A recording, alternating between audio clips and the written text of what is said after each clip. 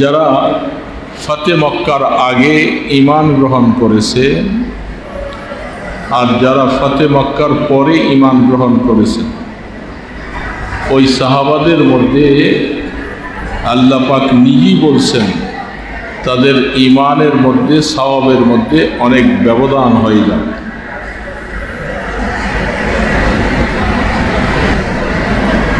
ফতে মক্কার আগে যারা ইসলাম গ্রহণ করেছেন, তারা ইসলামের খুব দুর্দিনে, যে সময় মুসলমানের সংখ্যা খুব কম, কাফের মুশরিকদের নির্যাতন, সব কিছুকে উপেক্ষা করে জীবনের উপরে বাজি রেখে যারা ঈমান গ্রহণ করেছেন, তাদের ফজিলত আল্লাহ পাকের কাছে অনেক বেশি। ফতে মক্কার পরে যারা ইসলাম গ্রহণ করেছে তারা সওয়াব পাবে, তবে আগেওয়ালাদের মতো না। কারণ মক্কা বিজয়ের পরে ইসলামের ডঙ্কা বেজেছে, ভয় ভীতি কেটে গেছে, লম্বা জেহাদের রাস্তা কমে গেছে। তখন মানুষগুলি নিরাপদে তারা ইসলামে ঢুকছে, এই জন্য তারা ফজিলতের দিক থেকে আগেওয়ালাদের থেকে কম পাবে। এটা আল্লাহ পাকের কোরআনের ঘোষণা। সেটার থেকেই আমরা মাসালা ইস্তেমবাদ করতেছি, যে কোনো কাজের প্রথম দিক থেকে যারা কষ্ট স্বীকার করে তাদের ফজিলত আর পরেওয়ালাদের ফজিলত কিছু কম হবে।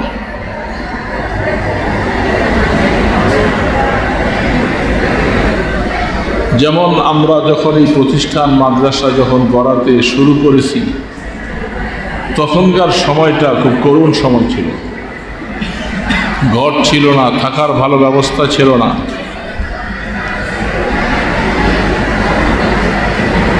অনেক কষ্ট করে ছাত্ররাও ঘুমাইছে, ওস্তাদেরাও ঘুমাইছে। আল্লাহ পাক আস্তে আস্তে করে আজকে এই অবস্থায় পৌঁছেছেন। কিন্তু এই অবস্থা পৌঁছার আগে অবস্থাটা খুব কঠিন হালত হয়েছে। সেই কঠিন সময়ে যারা এখানে সময় দিয়েছে, সহ্য করেছে, কষ্ট স্বীকার করেছে, তাদের মর্যাদা তুলনামূলক আমাদের এখনকে যারা আছে এদের থেকে অনেক বেশি। কারণ তারা দুর্দিনের সহযোগী, সুদিনের সহযোগী অনেক হয়, দুর্দিনের সহযোগী অনেক হতে পারে না।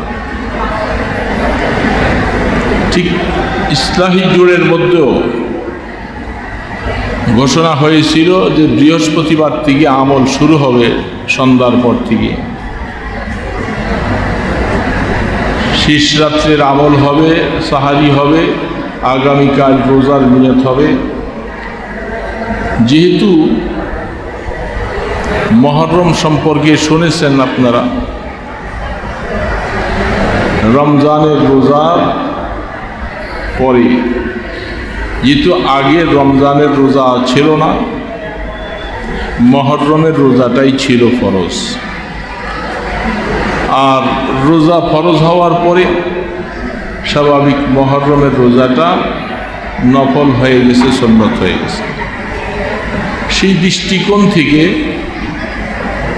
দিন তিনটা, এবছর হিসাবটা এমন সুন্দর হয়েছে, দুইটা রোজা তো অটোমেটিকই আমরা পাচ্ছি। আশুরা হলো রোববার, তো শনিবারে 9 তারিখ, রোববারে 10 তারিখ। তো আমাদের যেহেতু মুহররমের মধ্যে প্রথম থেকে অনেক রোজা রাখছেন অনেকে, ফজিলত মাস্টার প্রথম থেকে, যারা আমরা দুইটা রোজা রাখতে সক্ষম, তারা চেষ্টা করলে আরেকটা রোজা বাড়াইয়া পুরা 3টা দিন আমাদের রোজার মধ্যে হয়ে যায়।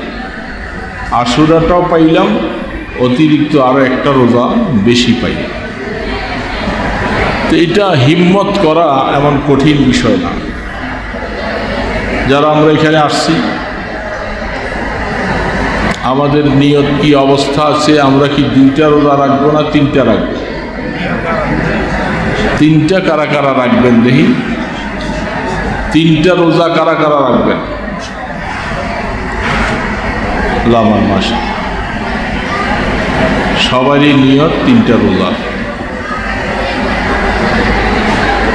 তো আল্লাহ তাবারক ওয়া তাআলা মেহেরবানি করে আমাদেরকে কিছু মানুষ ব্যবসায়ী যারা তাদের আজকে বৃহস্পতিবার দিন ব্যবসার অনেক হিসাব নিকাশ, কর্মচারী ইত্যাদি দেখা, যদি তাদের দিলের মধ্যে আমলের গুরুত্ব বেশি হতো, যেহেতু এই এলানটা গত সপ্তাহ থেকে দেওয়া শুরু হয়েছে, তারা এই আজকের দিনে যেন আমি জুটতে পারি মাগরিবের সময় থেকে, তারা ইচ্ছা করলে আগের থেকেই সব জিম্মাদারিগুলি ভাগ বন্টনা করে শেষ করতে পারতেন। হিসাব নিকাশের ব্যাপার,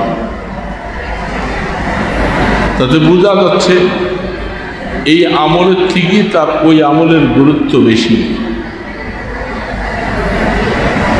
এই ইসলাহি জোরের আশার থেকে তার ব্যবসায়ী মুআমালার গুরুত্ব বেশি। এটা অটোমেটিক, আপনি স্বীকার করেন বা না করেন, অটোমেটিক বুঝে আসতেছে। সেই গুরুত্ব ওইটা বেশি হওয়ার কারণে কারো ধারণা হচ্ছে যে ওই দিকে সাইরা নেই, আস্তে ধীরে এখানে পরে আইসা জুড়ব। তো ঠিক যেমনিভাবে আস্তে ধীরে পরে আইসা জুড়বেন। আর যারা প্রথমেই দিক থেকে আসছেন, দুইজন কি এক বরাবর হতে পারে? এটা হতে পারে না।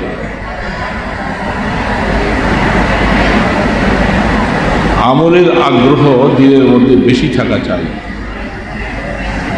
তারপরে কত এলান, মসজিদে জুমার সময় এলান, ওয়াক্তিয়া নামাজে এলান, গতকালও মাগরিবের সময় এলান, বহু আল্লাহর বান্দারা শুনতেছে, কিন্তু আমলের গুরুত্ব নাই।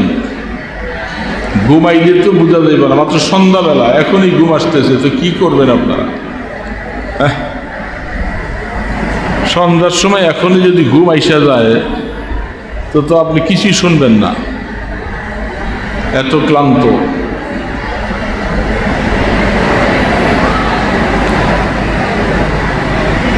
আসলে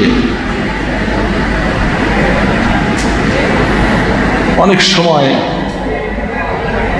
আফসোস করে বলতে হয়, আমরা চেষ্টা করতেছি, হাতে ধরে ধরে টানতেছি যে আপনি একটু আসেন, একটু জীবনের মোড় ঘুরান, একটু ফিকির করেন, চেষ্টা করেন, কিন্তু মানুষকে টেনে আনা যাচ্ছে না। মানুষ দুনিয়ার ব্যবসা বাণিজ্যের প্রতি এত বেশি মনহামেক হয়ে গেছে, সে এত বেশি আগ্রহ হয়ে গেছে, ওগুলোর থেকে ছুটে আনা কষ্ট, অনেক কষ্ট। যারা আমরা এখানে আসছি, সম্ভবত আমরা আসলে বেকার মানুষ, আমাদের কাজকর্ম নাই, এই জন্য কী করবো, আসছি করছি।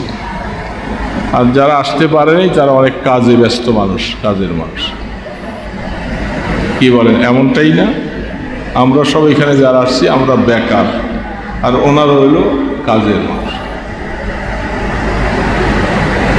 আল্লাহ পাক বড় ইনসাফওয়ালা, তার কাছে কিন্তু তারতম্য আছে।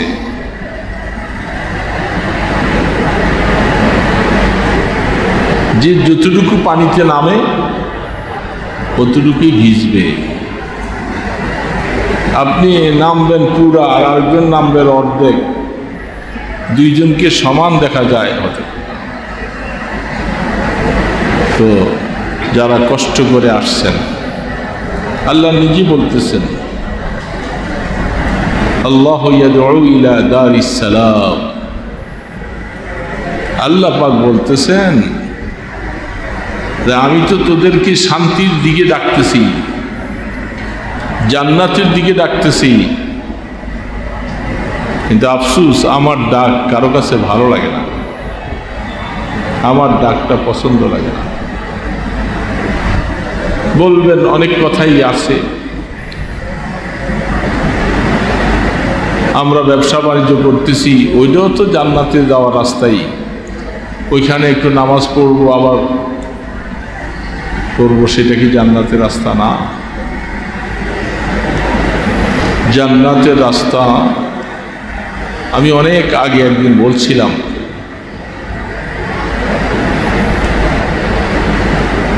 আল্লাহ তাবারক ওয়া তাআলার জন্য কিছু কোরবানি না করলে, মুজাহাদা না করলে রাস্তায় পৌঁছা অনেক কঠিন। মুজাহাদা আপনাকে তো প্রত্যেক দিনে ডাকা হচ্ছে না, বৎসরে একটা বার ডাক আসছে, এটা তো একটা ইমতিহানের মহল। আপনি বৎসরে একটা দিন কতটুকু কোরবানি স্বীকার করতেছেন, কতটুকু আপনি মুজাহাদা করার জন্য প্রস্তুত হয়েছেন। এই জন্য যারা নিজের ব্যবসায়ী লাইনে মুজাহাদা করে, তারা ওইটার মধ্যে মজা পাইছে, কিন্তু ওই মজার ফাঁকি দিয়া ইবাদত বন্দিগির যে একটা মজা আছে, এই সমস্ত রাস্তায় আসলে গুনাহ ছাড়া এটা একটা সহজ হয়। কিছু পরামর্শ শোনার পরে গুনাহ ছাড়াটা সহজ হয়। গুনাহ ছাড়তে পারলাম না, কিন্তু আমি অনেক ইবাদত করি, এটা অনেক কঠিন আছে। বড়রা অনেকেই বলে গেছেন,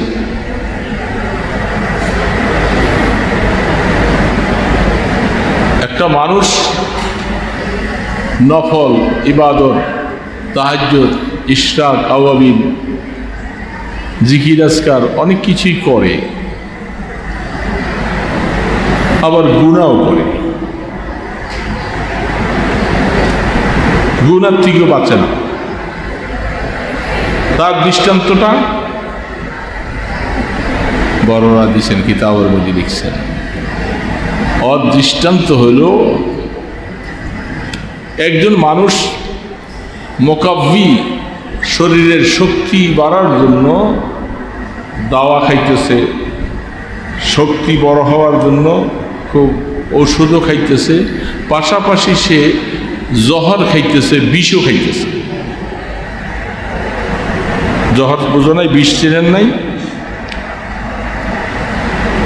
এই দিক দিয়ে মোকাব্বি দেওয়া শক্তিশালী ওষুধও খাইতেছে, পাশাপাশি বিষ খাইতেছে। তাহলে কি হইল? এই শক্তিশালী দাওয়া যেটা আছে ওইটার কাছে হার মাইয়া যাবে, বিষের অ্যাকশনটা বেশি হবে, তার স্বাস্থ্য শেষ হবে, এমনকি জীবনও শেষ হয়ে যাবে। ঠিক আওয়াবিন করলেন, চাষতো করলেন, তাহাজ্জুদ করলেন, জিকির আজকার করলেন, এগুলি আমলের জন্য একটা মজবুত আমল আপনি শরীরের মধ্যে ঢুকাইলেন, পাশাপাশি গুনাহ করতেছেন, গুনার কাজ সবগুলি ঠিক আছে, নজর হেফাজত করলেন না, মাল হালাল কামাই করলেন না, গীবত শিকায়তের মধ্যে সময় কাটাইয়া দিলাম, ইত্যাদি ইত্যাদি গুনার কাজগুলিও জড়িয়ে নিছি, আর এদিক দিয়ে কিছু নেকামল করতেছি বলে আপনার এই আমলগুলি কি হবে? ওই জহরের কাছে এগুলি বেল পাবে না, জহর তাকে গ্রাস করবে, তখন সে একদিন বরবাদ হয়ে যাবে। এই জন্য জীবনে এই সমস্ত কিছু মৌকার মধ্যে, অনুষ্ঠানের মধ্যে নিজকে সম্পৃক্ত করা দরকার, একটু বোঝা দরকার যে আমি হায়াত কিভাবে কাটাবো, গুনাহ মিশ্রণের জীবন কাটাবো আমি গুনার থেকে পরিত্রাণ লাভ করে আমল কম করব, কিন্তু গুনার থেকে বাঁচব। গুনার থেকে বাঁচতে পারতেছি কিনা। আজকের দিনে আমি কয়টা বদনজর করেছি, রাস্তাঘাটে চলছি না, বদনজর কয়টা করছি। রাস্তাতে চলতেই নজর খারাপ হয়ে যায়, শয়তানের তীর।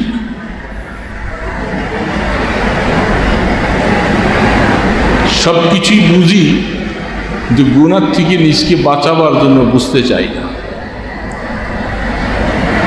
পুরোপুরি আল্লাহ পাকের কথাগুলি নেওয়ার মতো মন তৈরি করতে হবে, নেওয়ার মতো মন তৈরি করতে। এখানে অনেক যুবকও আছে, যুবকরা আসছে, কিছু মাদ্রাসা ছাত্র আসছে, অন্য অন্য জায়গার থেকে যে আছে। গুনাহমুক্ত জীবন করতে পারলেই ইবাদতে মজা আসবে, স্বাদ আসবে। কিন্তু গুনাহমুক্ত জীবন করতে না পারলে ইবাদতে মজা আসবে। এই কারণে একটা কথা মনে পড়ল হঠাৎ করে,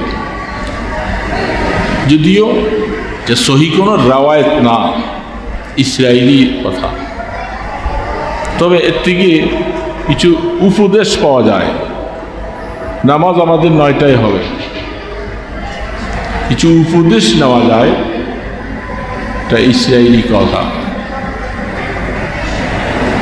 মুসা নবীন আলাইহিস সালাতু ওয়াস সালাম আল্লাহ পাকের কাছে যাচ্ছিলেন কথোপকথন করার জন্য। তো তিনি তো আল্লাহর সাথে কথা বলেন, শয়তান লাইন মরদুর মুসা আলাইহিস সালামের সাথে আইসা সাক্ষাৎ করেছে। আল্লাহর নবী মুসা, আপনি তো আল্লাহর সাথে কথা বলার জন্য যাইতেছেন তুর পর্বতে। বলে, হ্যাঁ, আমি আপনাকে একটা কথা বলতে চাই। আমি তো আসলে আল্লাহর থেকে বিতাড়িত হয়ে গেছি, আমি মালউন হয়ে গেছি, মরদুদ হয়ে গেছি। আমার এখন তওবা করতে মনে চায়, তো আমার কি ক্ষমার কি কোনো একটু ব্যবস্থা হবে? আপনি একটু আল্লাহ পাকের কাছে জিজ্ঞাসা করেন তো। বুঝতেছেন কথা না ঘুমাইতেছেন? যারা ঘুমায় এগুলো পিঠের মধ্যে একটু লাড়া দেন। অনেকে হয়তো ক্লান্ত বা কোনো কারণে হয়তো কালকে ঘুম কম হয়েছে, হইতেই পারে।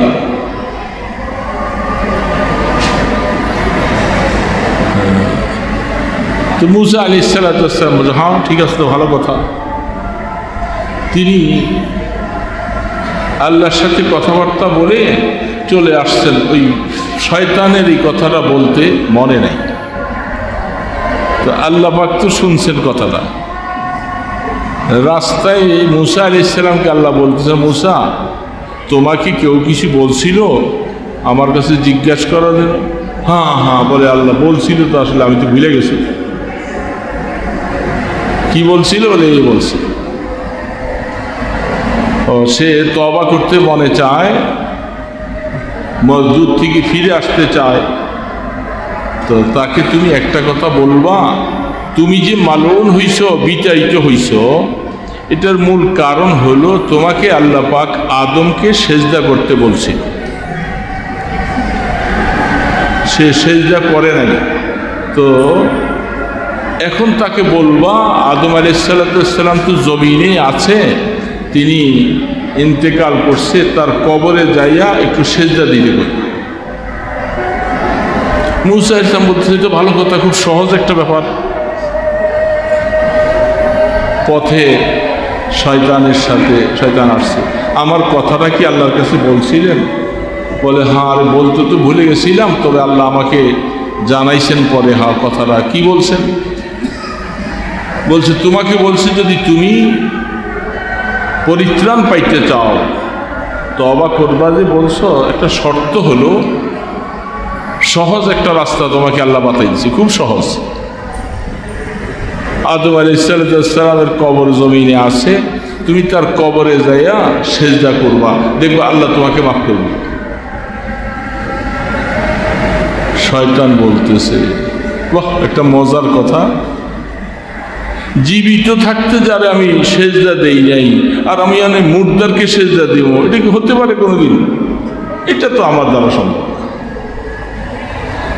তোমাদের যেটা সম্ভব না, আল্লাহ পাক বলে, মুসা তোমার কাছে তো আইসা একটা বাহানা তরফ করেছে, ওই কাজ করতে পারবে না কোনোদিনও, তার ভাগ্যে ক্ষমাও আসবে না। তো কিছু কিছু মানুষ আমরা ইবাদত বন্দেগীর ব্যাপারে আসলে বিভিন্ন বাহানা তালাশ করি। এই হয়েছে, এই জন্য এটা করতে পারি নাই, ওই জন্য এটা করতে পারি নাই, ওই জন্য এটা করতে পারি নাই, হুজুররা তো অনেক কথাই বলে, কোরআন তো অনেক কথাই বলে, এই বাহানা, এইটা সেটা, এটা পারি না, ওইটা পারি নাই, ওইটা পারি নাই, এই বাহানা করে করে আসলে পিছনে ফেলে দিতেছে। তা আমাদের দশা এখন, আজকে আমার দোকানের বাহানা, কালকা ছেলেমেয়েদের বাহানা, অমুক দিন এই সমস্যা, অমুক দিন এই সমস্যা, এই কারণে সামনে অগ্রসর হতে পারি। বাহানা ছেড়ে দিয়ে যদি সরাসরি আল্লাহ যেইভাবে বলে ওইভাবে যদি আসা যায়, বাস কিল্লা ফাতে হয়ে যায়। কিন্তু ওইটা তো আমরা পারি না, কত বাহানা যে আমরা তালাশ করি। এই জন্য ব্যাপারটা হলো এস্তাহি জোরটা বৎসরে একটা, এই খাসভাবে এই কথাগুলি মাহফিলে বলা যায়। মাহফিল তো এক একজন আসে, কিছু কথা ওয়াজ করে চলে যায়, শ্রোতাদের হালাত দেখে এক এক সময় এক এক রকম হয়। কিন্তু এইভাবে খাসভাবে বসে কিছু কথা বলা, শোনা, এই সুযোগটা অনেক সময় খাসভাবে যেটা হয় বাহিরে যেতে হয়। এই জন্য কথা শোনার পরে ঘোষণা আসছে, চেষ্টা করা দরকার ছিল আগের থেকে যে আমাকে, মাশাআল্লাহ, আসেন আসেন, আপনি কি মনে করে জানি আসলেনও, চেয়ার দিব নাকি, চেয়ার লাগবো? আচ্ছা আচ্ছা,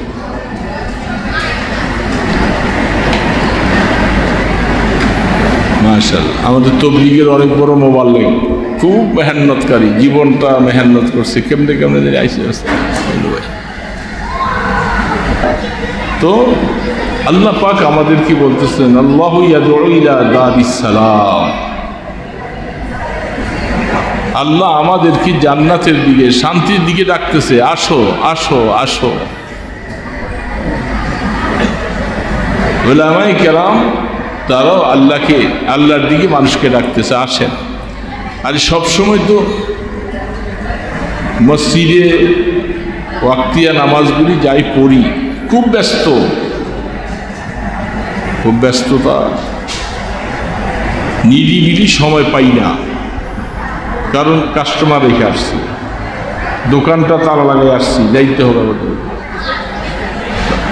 তো সবসময় এটা তো ব্যস্ততা থাকবে না, কিন্তু আল্লাহ পাকের সাথে একটু নিরিবিলি কিছু সময় তো 2-4টা দিন একটু দেই। বৎসরে একটা দিন চাওয়া হয়েছিল, 3টা দিন একটু দেন, কাজকর্ম থেকে ফারেক হন। দাওয়াতে তবলিগের মধ্যে এই কথা বলে না অনেক সময়, যে আরে ঘরে থাইকা, দোকানে থাইকা আইসা যাইয়া আপনি তবলিগ করতেছেন, নামাজ পড়তেছেন, এটা অনেক সময় আসর হয় না, অ্যাকশন হয় না, আপনি একটু ফারেক হন, বিবির থেকে, বাচ্চার থেকে, দোকান থেকে একটু ফারেক হন। ফারেক যদি হয়ে যাবে, এই জন্য তো আগের দিনের চিল্লাগুলি খুব মজবুত ছিল, তখন মোবাইল ছিল না। এখন তো চিল্লাগুলোর মধ্যে মোবাইল এসে পড়ছে, এই জন্য চিল্লা হালকা হয়ে গেছে। উনি চিল্লাই গেছে ঠিকই, কিন্তু ওনার ব্যবসা মোবাইলের মাধ্যমে ঠিক আছে। ওই সুযোগ পাইয়েই একটু অবসর বাইরে যাইয়া ওই কাস্টমারের সাথে কথা বলে, দোকানের ম্যানেজারের সাথে কথা বলে, যে মাল কি আনছো, কি বিক্রি করছো, কি হালাত, এগুলিও কাজ সারে গেল। আগের দিনে কঠোরতা ছিল, আমির সাহেব বলতেছেন মোবাইলগুলি সব জমা রাখো,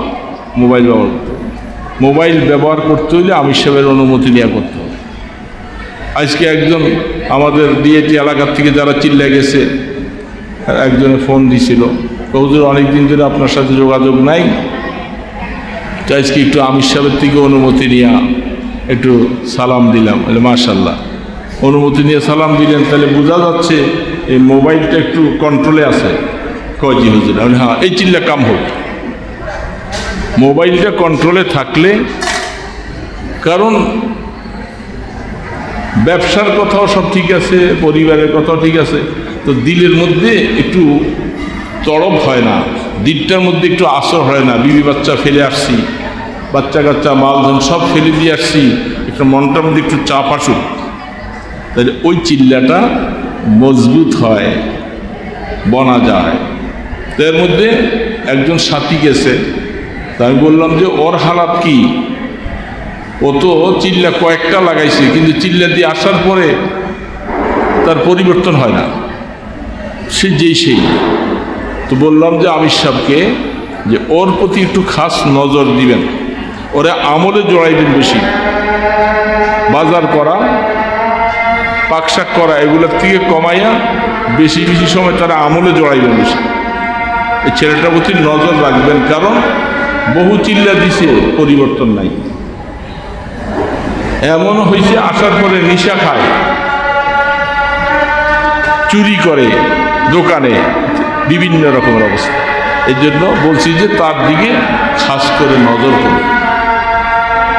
এই জন্য মনে আসতে হবে যে কিছু আল্লাহর সাথে সম্পর্ক গড়াবার জন্য একটু ফারেক হওয়া দরকার।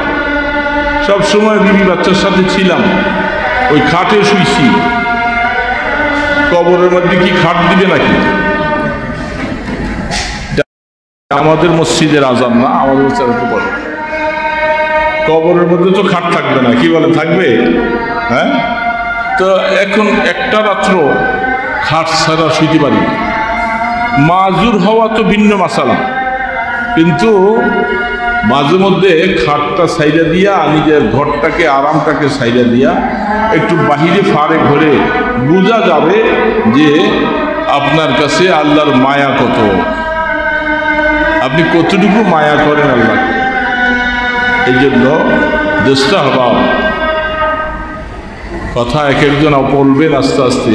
প্রথম দিন সময়টা যেন দায়ী কষ্ট করে আসছেন, এই সময়টা যেন কাজে লাগে।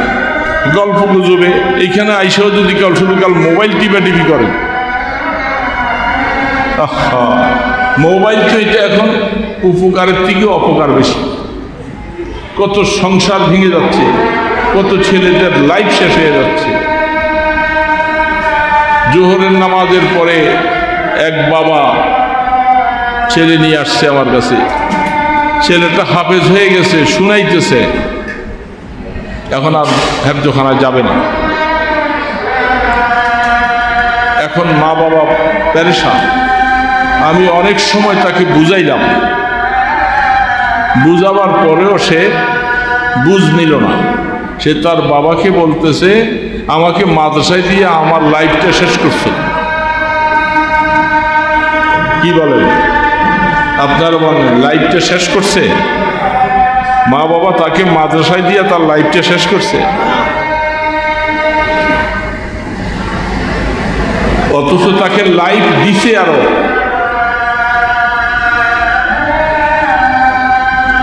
ওই কথা মনে পড়ল, উজানির কারি ইব্রাহিম সাহেব রহমতুল্লাহ আলাইহি যখন গঙ্গুহির মধ্যে যাইয়া, গঙ্গুহি রহমতুল্লাহ আলাইহি এখানে যাইয়া আব্দুল কুদ্দুস গঙ্গুহি রহমতুল্লাহ আলাইহি কবরের সামনে যাইয়া জিকির করতেছে। এত জিকির, এত জিকির, জিকির করতে করতে করতে করতে একজন যাইয়া দৌড়াইয়া বলতেছে, हजरत रशीद अहमद गंगोही रहमतुल्लाह अलैह के बोलते, हजरत बंगाल से एक शख्स आया, वो जिकिर करते करते अपना दम निकल रहा है। এত জিকির করতেছে, জিকির করতে করতে তার জীবনটা যেন বাইরে যেতেছে।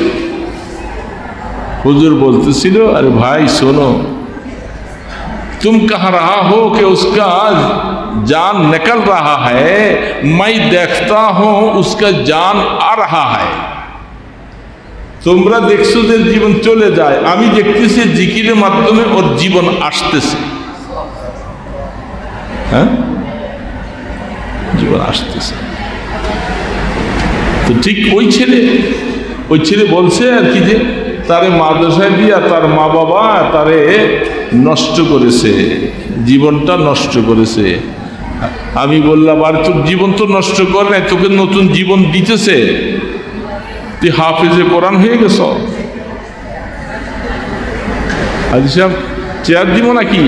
আরে কি করা, তো জীবন দিতেছে। একটা মাদ্রাসার ছাত্র হাফেজ হয়ে যাওয়ার পরে শুনাইতেছে মাত্র, সে যদি বলে যে মা বাবাকে যে আমাকে মাদ্রাসায় দিয়ে আমার লাইফ শেষ করে দিছ, তাহলে কত বড় শয়তানি মালউন তাকে ঘায়েল করছে, কোন বুদ্ধিতে সে এই অবস্থায় ঢুকছে।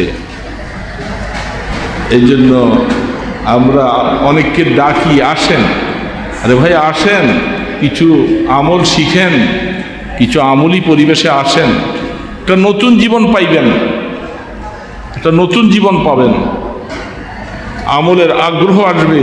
নামাজ কাজা হবার সময় শরীরের মধ্যে একটা কম্পন চলে আসবে যে হ্যাঁ নামাজটা আমার কাজ হয়ে গেছে। ফজরের সময় আপনি ঘুমাইয়া থাকেন, ফজর চলে যায়, আপনি আগের থেকে অ্যালার্ট হয়ে থাকবেন যে আমার ফজর যেন যাইতে না পারে। আপনার মোবাইলে রিংটোন বাজবে, কানের পাশে পাশে বাজতে থাকবে, সজাগ থাকবেন যে আমার ফজর যেন কাজা না হয়ে যায়। তারপরেও কোনো কারণে যদি কাজা হয়, আপনার শরীরের মধ্যে কম্পন শুরু হয়ে গেছে, উঠা তাড়াতাড়ি হায় আস্তাগফিরুল্লাহ, কি হলো কি হলো, আমার আল্লাহ পাকের এত বড় হুকুম, ফজরের নামাজটা আমার কাজা হয়ে গেল, আল্লাহ কি আমার জন্য নারাজ হয়ে গেল? কেন আমার কাজাটা হয়ে গেল? আমার আল্লাহ তুমি তো উঠাই দিতে পারতো আমাকে, আমার ফজরের সময় আমাকে কানে কয়েকটা থাপ্পড় লাগাই উঠাই দিতে আমাকে। এই গোলাম তুই নামাজ ফজরের সময় তুই শুয়ে রইছিস কেন? তখন নিজের ভিতরে এরকম একটা বেচৈন সৃষ্টি হবে। যতদিন পর্যন্ত আমার মধ্যে বেচৈনিতা নাই, ততদিন বোঝা গেল আমি এখনো আল্লাহকে আপন বানাইতে পারি নাই, নামাজকে এখনো নামাজ বানাইতে পারি নাই। আমার নামাজ ছুটে যাবে, নামাজ ছুটে যাবে, আমার দোকানদারি করতে করতে আমার নামাজ ছুটে যাবে। এটা কেমন কথা হলো? সব কিছুই মাইনাস করতে পারি, নামাজকে মাইনাস করতে পারবো না। এটা আমার জীবনে বড় শিক্ষা। এই জন্য দোস্ত হাবাব, আজান হবে এখন, 9টায় জামাত হবে, আমার সময়টা যেন নষ্ট না হয়। আসছেন, অনেকে আসবেন, মোবারক সময়, কালকার রোজার নিয়ত অনেকে বলছেন, সেই অনুযায়ী আমরা সাহারি খাবো ইনশাল্লাহ। আগামী রোজা আমাদের 3টা হবে, নিয়ত আছে না? শুক্র শনি রবি 2টা তো মহরমের 9-10 তারিখের রোজা হয়েই যাবে। সাথে আমরা একটা পাড়াই দিলাম, সুযোগ মতো চাঁদটা মিলে গেছে, এস্তাহি জোরের সাথে মিলছে, আমরা আসছি জোরে, সময় মতো ঘুমায় যাব, আমলের পাবন্দি করব, কিভাবে শুইব, কিভাবে চলবো, অজু ইস্তিনজা ঠিক মতো করবো, সময় যেন নষ্ট না হয়। আবার শুইতে যাইও ঘুম আসে না, দেখে মোবাইলটা গাল টিপতেছি, হায় মোবাইল ঘুম আসবি কেমন করে? এটা টিপলে তো তোমার ঘুম আরো নষ্ট হয়ে যাবে। এটাকে এক পাশে রেখে দিয়া চুপ করে আল্লাহর নাম লইয়া শুয়া থাকো, দেখবে ঘুমাইছে যাবে। এই জন্য সময় যেন নষ্ট না হয়। ইস্তিনজা জরুরত কিভাবে সবসময় সুন্নত তরিকা মতো প্রত্যেকটা কদম যেন চলে। মসজিদ থেকে বাইর হইতে আমি বাম পা দিয়ে বাইর হবো, ইস্তিনজায় যাব, বাথরুমে যাব, সেখানে বাম পা দিয়া বাইরে বসে খুব খেয়াল করে, সতর্কতার সাথে খেয়াল করে চলব, করবো না ইনশাআল্লাহ সময়টা। তারপরে যেহেতু আপনি এখানে ঢুকছেন, একটা মাথা হাতে ঢুকে গেছেন, নামটা লিস্টি করছেন, কোনো কারণে যেহেতু মসজিদের দরজা তো খোলা, হারকে খাহাত গবিয়াও হারকে খাহাত গো, যার মনে চায় আসো, যার মনে চায় যাও, এখানে কোনো দারোয়ান নাই। ঠিক আপনি ঢুকছেন যখন, কতক্ষণ থাকলেন, পট করে নিজে একলা একলাই গেলেন না, এটা এতাআতের খেলাফ। চিল্লার মধ্যে যাওয়ার পরে এরকম আমির সাহেবের অনুমতি নিয়ে এইভাবে কোথায় যা মনে চান গেলেন, আমির সাহেবকে আমার বাইন্দা রাখবো? ওই আমি যখন ময়মনসিংহে যখন চিল্লা দিছিলাম, তখন আমার সাথে একটা আসিল, এই বেটা যে কত চিল্লা দিছে, তারপর পরিবর্তন হয় না।